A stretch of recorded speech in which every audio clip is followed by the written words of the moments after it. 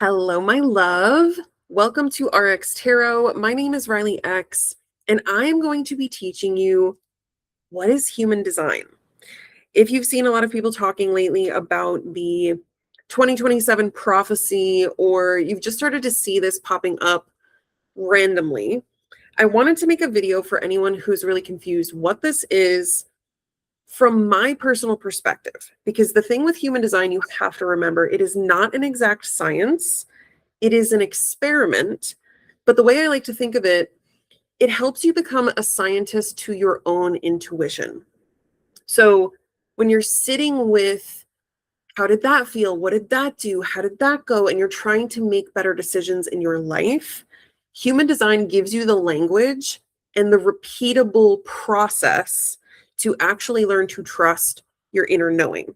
So what is human design? I want to break it down so you can actually understand it on a deeper level. So human design is a synthesis of several ancient systems of understanding consciousness. We have the Hindu Brahman chakra system, which typically has the 7 chakras. We have the Hermetic Kabbalah, which is 10 energy centers.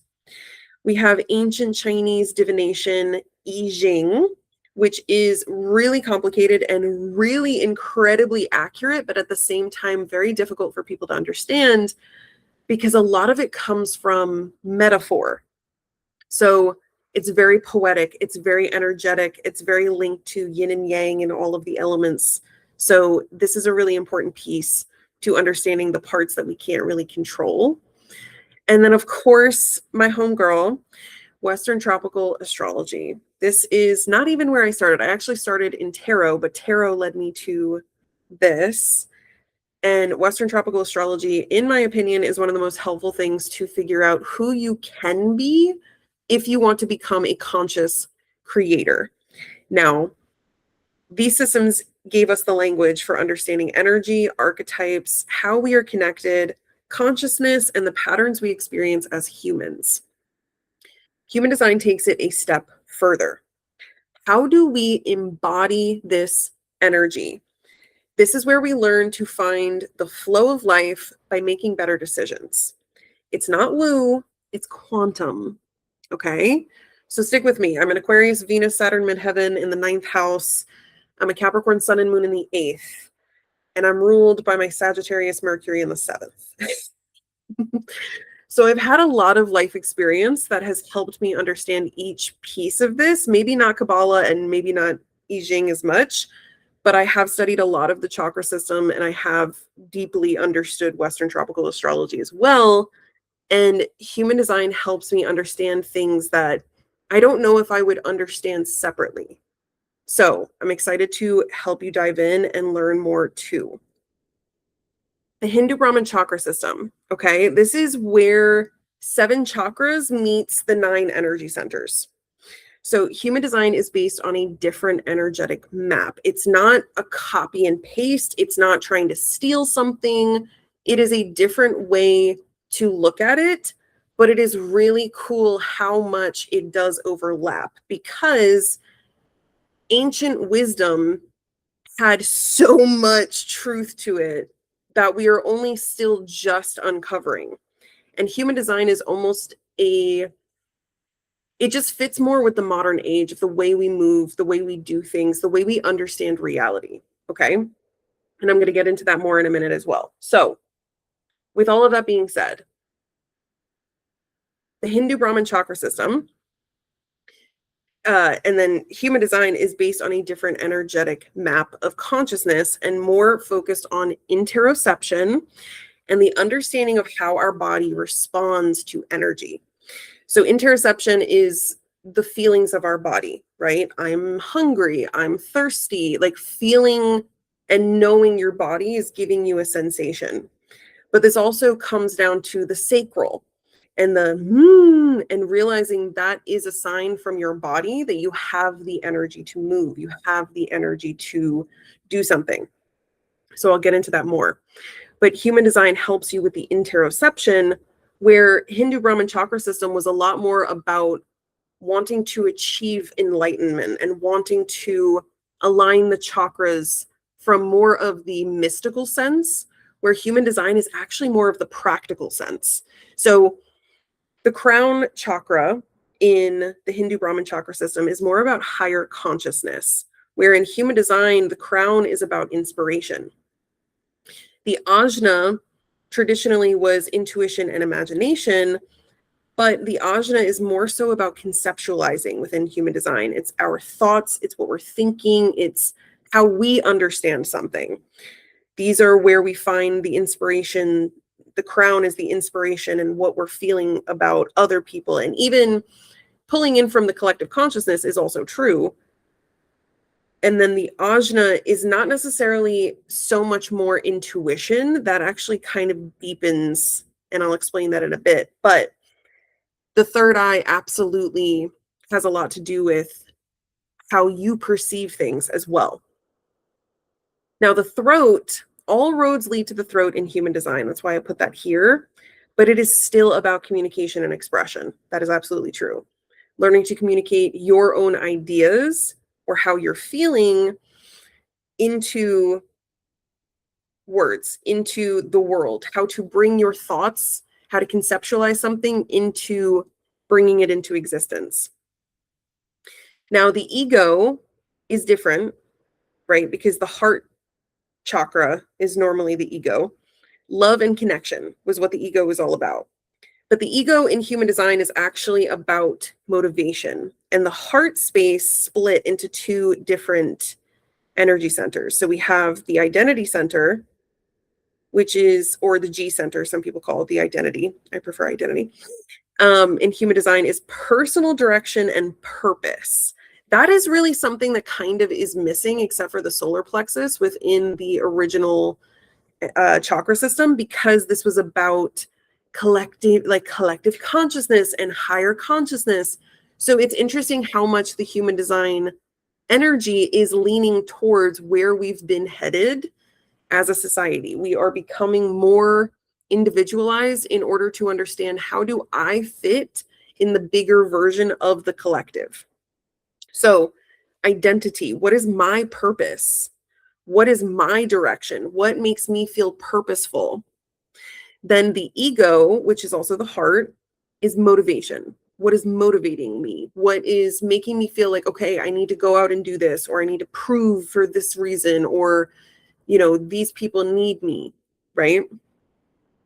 Where the sacral is very similar. It's basically the same thing: creativity, sexuality, flow. But in human design, it's usually called life force energy, which all of those relate to. So that's basically one for one. The solar plexus is where things do shift quite a bit. And essentially, I feel like the solar plexus within the original energy centers, the chakras, has so much more of a focus on identity in a lot of ways. Like, who am I, right? But the solar plexus within human design reminds us how important our emotions are. And if the emotional center is defined, it's so powerful. It's so powerful that it actually becomes your authority. So regardless of your energy type, if you have your solar plexus defined, you are an emotional authority. That's how powerful this energy is. So knowing that the solar plexus has such an important focus on connection, on our emotions, on how we're flowing with our life, which really does come back to the original concept of, how am I showing up? What is my outward expression? There is this very interesting connection with the solar plexus to both emotion as well as self-esteem. The willpower piece is much more in the ego now for human design. The spleen in human design is quote unquote new, but it's really a branch off from the root. So the spleen in human design is about instinct, intuitive hits, fears, things like that. It's trusting that gong, right? I tell all my splenic people, trusting the gong is that one time boom, and you hear it, you know what it is. Don't lie, you heard it. But learning to trust that can be a little tricky sometimes. The root is all about survival, stability, security, drive. Okay. So the root is about stability and security still, but it's much more about the drive and what we're doing in the world, what feels important to us, what drives us forward, right? Like, I have to work this job because it's what keeps us safe. It's what keeps putting money in the account and food on the table. So the root is very serious, is very grounded, is very earthly, and it's about drive. It's about actually connecting into this physical realm. But sometimes it can get lost in that drone sort of mentality of like, I just must do. So paying attention to that and being aware, what is my actual authority? That is how you're meant to make decisions, but I'll get into that more in a minute. So the Hindu Brahman chakra system is one piece of what makes human design what it is. The other piece is the ancient Chinese divination I Ching. And this is all of these teeny tiny little numbers here. What it's called in human design is the mandala. And the mandala chart shows you the I Ching on the outside, because this is all mapped through your Western tropical astrology. The direction that I use this is Western tropical astrology. So you are embodying your literal astrology when you're using human design. And the I Ching just helps you understand what planet is activating what gate. So the I Ching, or Book of Changes, is an ancient Chinese system for understanding change patterns and the natural flow of life. It uses 64 hexagrams in a combination of yin and yang to describe different energetic patterns and life situations. Human design incorporates these 64 hexagrams as the 64 gates in the body graph, giving us a framework for both understanding the different themes and potentials available within the human experience. What's really fun about this is the awareness that each one of these gates unlocks a different gift, a different awareness of reality that you naturally have. And this can get really complicated, or you can keep it really simple. So when you're starting out, I highly suggest not looking into every single gate, because this gets really confusing. Okay. This is when you're deep into it and you're ready for it. All right. Because sometimes you'll have a hanging gate where it's just, say, gate 64, but you don't have gate 47. So then you don't have a channel. But then you'll have gate 17, and then you also have gate 62, and now you have the channel of acceptance. So that would define your ajna, and that would define your throat through that channel. And I'm going to get into that more as well. But understanding that's what starts to put the pieces together is the point of this video. So incorporating all of this, it's one of the most beautiful things. I've watched a bunch of videos and I still do not understand the system. I think it is one of the most incredible things I've ever looked into. And human design helps me be able to access this wisdom in a way that actually makes sense to me. So I'm going to continue to study this as much as I'm studying everything else. But as of making this video in 2026, I think this is incredible, and I'm just at the beginning. Now, next we have Hermetic Kabbalah, Hermetic mysticism, okay? Ancient Hermetic mysticism. I am not going to pretend to know this one either, okay? These are some photos I took offline that helped me visually understand the overlay. But what is so cool about this is it's 10 energy centers, and it's about what makes us feel the most connected to reality, right? So I will not pretend to understand Kabbalah, because it is a complicated system that represents the tree of life, which is this image here, and intertwines with how the planets affect our personal lives, similarly to astrology, but more, again, kind of how human design does this embodiment thing. Kabbalah does that as well. I am not this is the information I have seen. This is as much as I know, because the Kabbalah is a very different system. So what I love about human design is it takes all of the complicated aspects of all of these things and brings it into a piece of how do you actually embody this energy? How do you use this wisdom? Because all of this wisdom has been here for years, but it's hard to understand. I'm somebody who is constantly researching this, and it's like, wait, what? I don't, this is why I love human design. So last but certainly not least, we have Western tropical astrology. This is actually my natal chart, by the way. So I am somebody who, I have my Saturn, Venus, and midheaven all in the 9th house. I have my Chiron in Leo. I have had so many things cause me so much discomfort around my own thoughts, my own ideas. My sun and moon are in the 8th. My moon is conjunct Uranus and Neptune. Astrology gave me the words, right? Astrology is something that truly helped me better understand myself. But astrology is the what, right? What do you like? What do you want? what has happened in your life? Why? There's a lot of whys that are answered through astrology as well. Why did this happen? Why did I not feel accepted as a child? Why? All of those whys. But it never really made me fully comprehend how I'm meant to make better decisions. I did get a lot of help understanding my Cancer Mars retrograde and realizing why I kept burning out.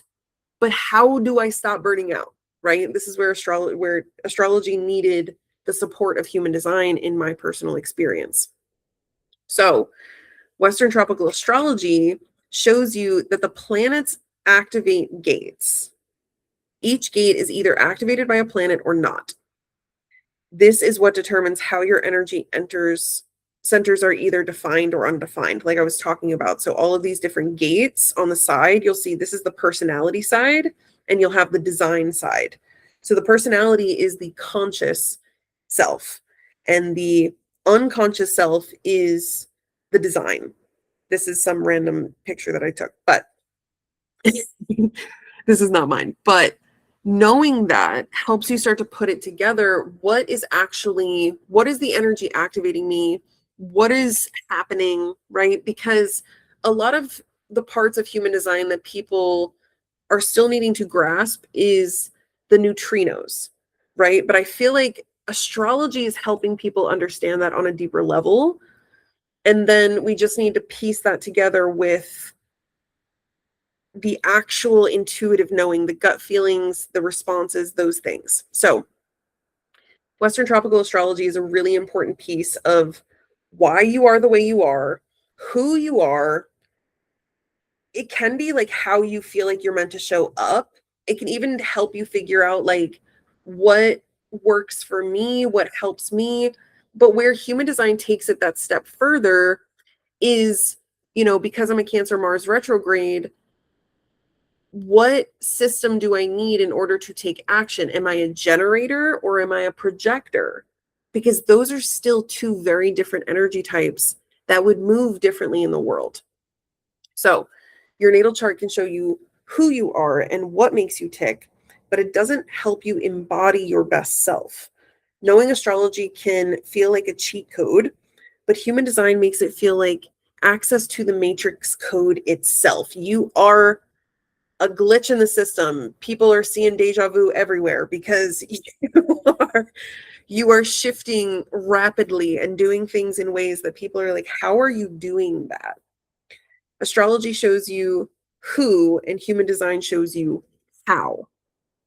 And really, like I said, astrology can show you why too, but human design makes it like, whoa, and again, this also tells us a lot when we dig deeper into each planet through both the conscious and unconscious gates. So if you're stuck on emotion, you can't figure out like, why do I struggle with emotion, right?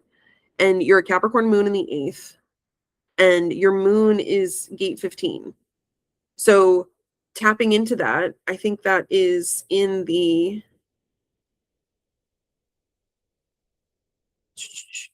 identity center right here. So what are you making it mean? What is the story you're telling?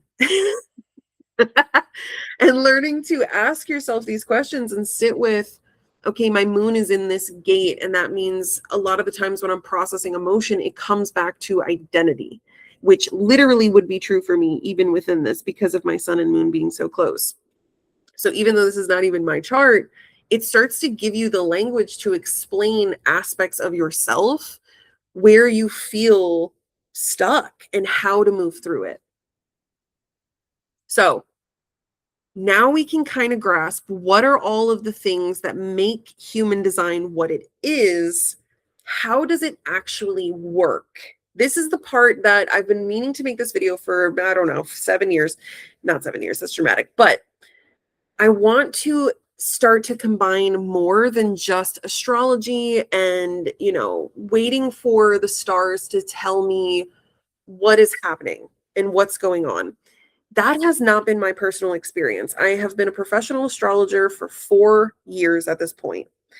I'm getting I'm at like 4.5 at this point. So when I sit with trying to chart transits, it would give me anxiety. It would make me feel weird. I would start to overthink. I would start to question everything. And I realized I was actually going against my own design by trying to make sense of every single thing that's about to happen and looking at every single transit. So how does human design work? There's a couple of different spiritual aspects that I wanted to make sure was a very large part of this conversation on my page here at RX Tarot. The first one is quantum mechanics. Okay, this is the scientific spiritual perspective. I am an Aquarius, Venus, Saturn, midheaven in the 9th house. I cannot just take at face value spiritual meanings. I need some sort of scientific evidence. Okay, I'm a Capricorn, sun and moon in the 8th. There's a lot of prove to me how this is real, why this is real. So quantum mechanics is not always talked about through the lens of manifestation, right? Some people look at quantum mechanics as this is how reality is, and we're trying to understand what that means. Other people are becoming much, much, much more aware that quantum mechanics is starting to help us better understand the law of attraction and choosing something and speaking it into existence. So everything that I'm saying is up to interpretation. And again, this cannot be scientifically proven, but it is starting to make a lot of sense for the metaphysical realm. So let's talk about the observer effect for a second. The observer effect. This is a more serious version. This is a more silly version to really help you stick in your mind. The observer effect is about looking at something and it becomes a particle in space-time. And when you are not looking at it, it is spread over space-time and it is a wave because everything is energy. This means that everything is a wave until it is observed. Then it becomes a particle, what we know as a solid object. So when you start to realize everything is energy, I think that can get really confusing. What do you mean everything is energy? I'm a physical being. I have physical issues. I have physical, yes, because you have been observed for a long time. Okay, whatever we focus on becomes more obvious. Okay, whatever we focus on becomes more obvious, which is also the confirmation bias piece that we need to become aware of in order to change the story we are telling. So yes, you're a physical object. Yes, things are solid. Yes, things can take time. But when you start to realize that everything is energy, time is relative, time is an illusion, the 4th dimension actually proves everything is happening all at once, it starts to get really interesting on what decision am I making and what story am I telling? Because I used to be telling the story of being a sad, depressed person who couldn't figure anything out. And then I started telling the story, I'm going to figure this out. I'm already on the path to figuring it out. Now I'm figuring it out. So Now I'm the version of myself who has figured some things out. What does that mean? Because that's a new layer, right? And it's always evolving. It's always ever expanding. Like the Big Bang. Everything is always expanding. So learning to not fear what is currently happening and also learning to let things go is a really interesting flip side of this perspective. So the flip side of this is the realization that things will continue until they are observed in a different way.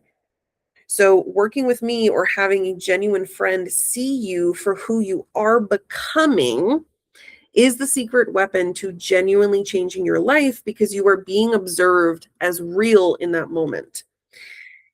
I just had this realization this morning while I was working through this because I felt like a lot of old cycles have been closing out for me. And it makes sense because of all of these different astrological things happening. But I didn't put it together until I was literally making this today, that the observer effect not only helps us understand that we can choose what we want, but if we don't want something anymore, we have to just look away and look towards something else. That feels hard for a lot of people to accept for many, many reasons. So I want to remind you to come back to personal development and working on your own personal journey. Okay. So what I mean when I say this, feeling insecure about showing up online and posting the things that you believe because you're afraid someone's not going to believe you, someone's not going to understand you, someone is going to think you're crazy or misunderstand what you're saying. That fear can make you feel like that's the story, right? That's the thing. I have observed this fear because people have told me in the past and I have experienced this, so it's a solid object. Learning to look in a different direction, trying to build something, trying to work towards something, trying to let yourself see a different potential reality will help you start to close that old option. And when you do that, the things that felt too solid start to shake loose. And now suddenly other opportunities start to come your way. There's so many things in my personal life I can think of, moments that this happened. I think one of the loudest ones was when I felt like I had no idea what I was going to do career-wise. And I just kind of decided to give up, if I'm being 100% honest with you. I was like 27, 28. And I decided, you know what? I don't care. Whatever happens, whatever career path, as long as I'm making some money, it's fine. And I became the observer to my own reality. And what's interesting when you do that, you step out of this like feeling like you have to control everything and starting to see the potentials and the possibilities and the options more clearly because you're not honed in on this one option that has to be where you start to create resistance. So this leads straight into my next slide, the law of attraction.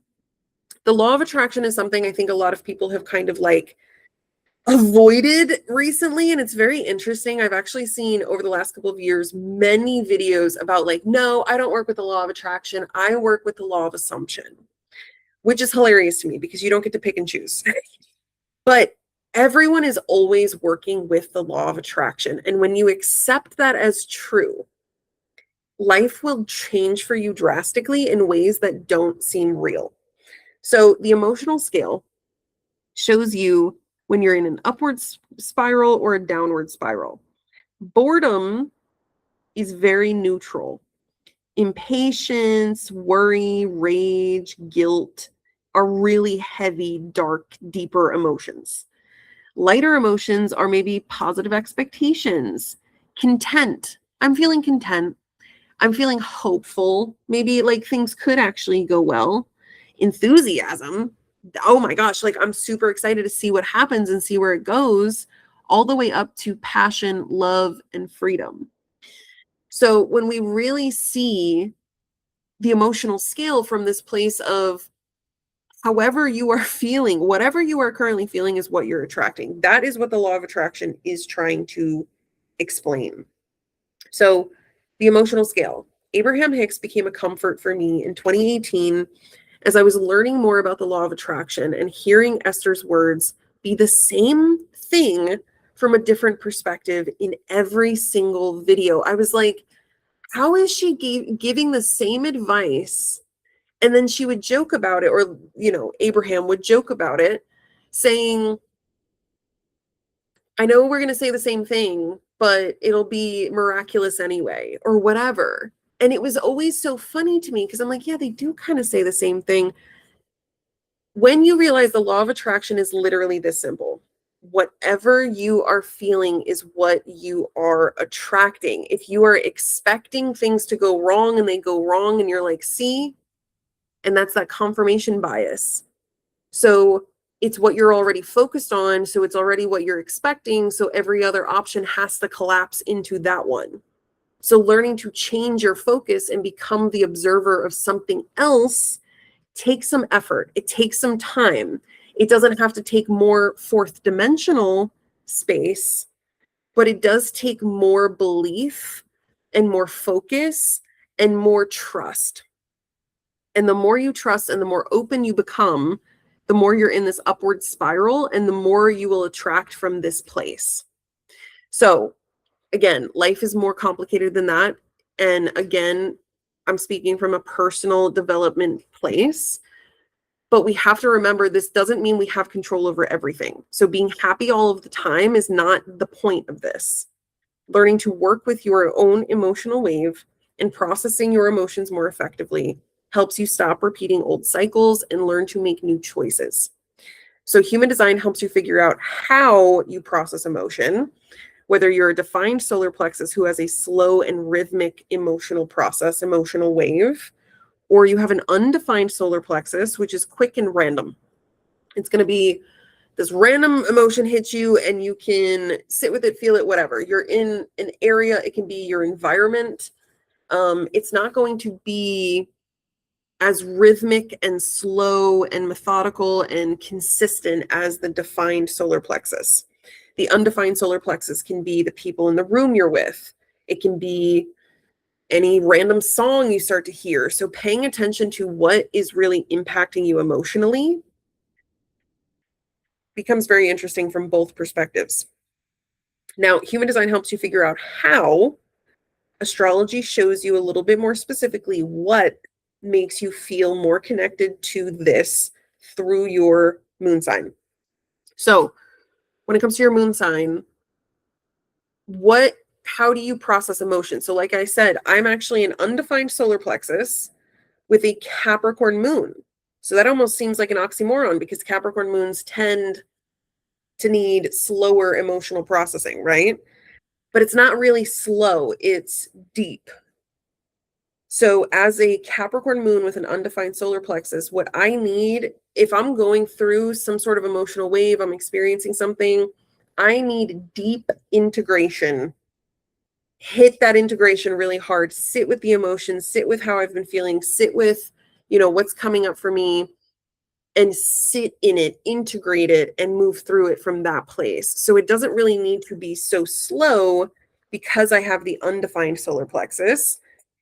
But I do still need to sit with it. I can't just avoid emotion just because I don't have the emotional wave. So learning this is really important as well. And again, it's not about just faking it till you make it. It's about what am I feeling right now? Okay. I'm feeling pretty close to neutral today. Okay. I'm a little excited about a couple of things. I have some excitement going on. Positive expectations. I'm probably around here. Positive expectations. That's because the last couple of days with that eclipse, oh my God.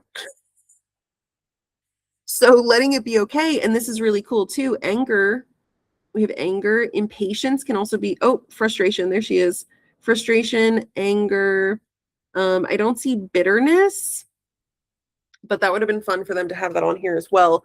But the not self themes, right? Anger, frustration, bitterness, disappointment, things like that can really weigh us down and they can feel really heavy.